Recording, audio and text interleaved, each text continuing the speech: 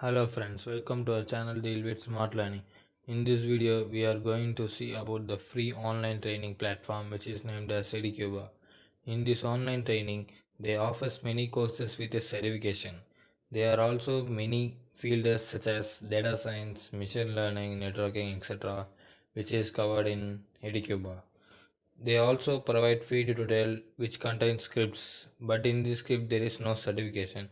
They also offer paid courses in a bundle and also in individual also.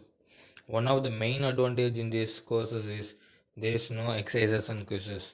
So you have to watch all the videos in this course to get the complete knowledge of this course. At the end of this video, I will show a sample certificate which I got in after completion of this course. If you skip the video, you can't get the knowledge.